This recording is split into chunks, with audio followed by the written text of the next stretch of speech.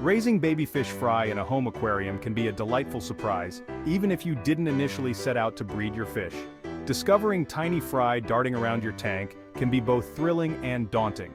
Whether your fish have bred by accident or you're unexpectedly faced with a new batch of baby fish, there are several steps you can take to ensure their survival and growth.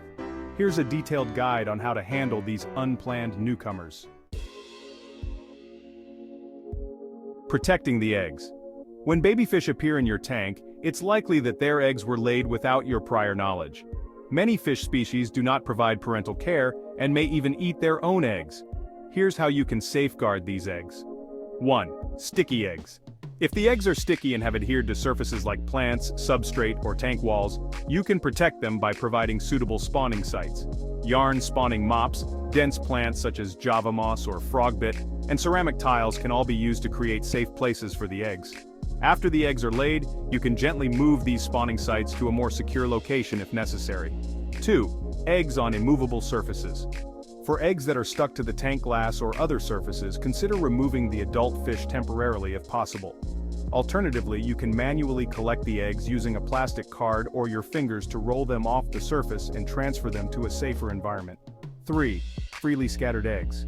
If the eggs are scattered freely and do not adhere to surfaces, you can use layers of marbles on the substrate to help protect them.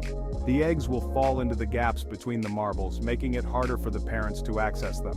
Another option is to place a mesh screen just above the bottom of the tank, allowing eggs to fall through while keeping them out of reach of the parents. 4. Cave spawning fish. If your fish are cave spawners like plecos or dwarf cichlids and have laid eggs in a cave or tube, you might need to remove the cave once the eggs are laid to protect them from being eaten by the parents. 5. Mouth-brooding fish.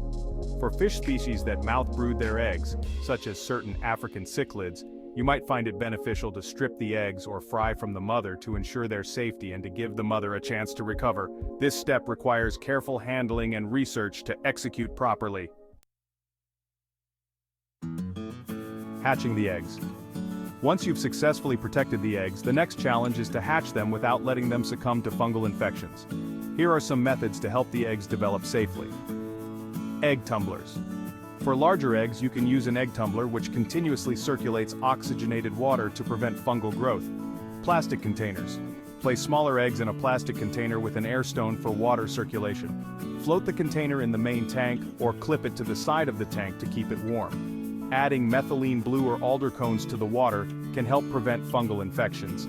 Regular water changes in the container are also crucial. Removing and raising the fry.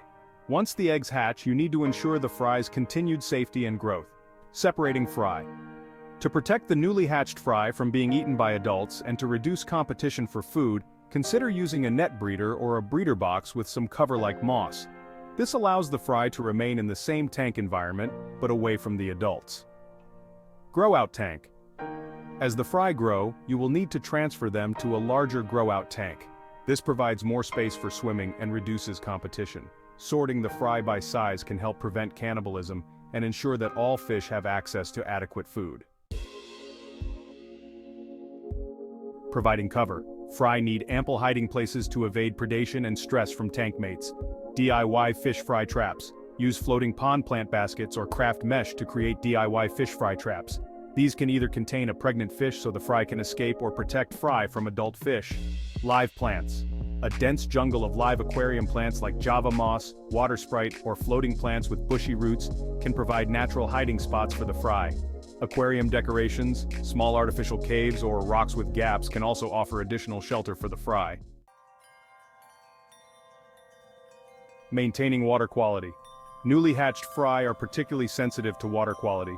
Gentle filtration. Use a sponge filter to avoid sucking up the tiny fry. Regular maintenance of the filter is essential to prevent clogging. Water changes. Frequent water changes are important due to the increased waste from feeding the fry. Use a turkey baster or a tiny siphon to clean the tank without disturbing the fry. Feeding the fry. Fry require frequent and appropriate feeding to grow. Tiny foods. Newly hatched fry have very small mouths and require tiny foods such as green water, infusoria, fry powder, and vinegar eels. As they grow, they can eat crushed flakes or gel foods. Live baby brine shrimp.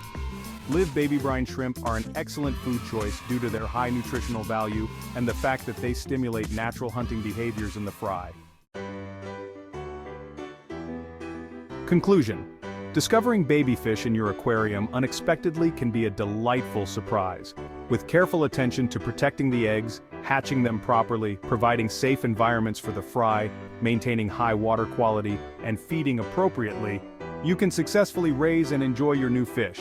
By following these steps, you can ensure that your accidental breeding results in a thriving new generation of fish. Please like and subscribe to my channel for more to come. Check in the video description below for more of your aquarium needs.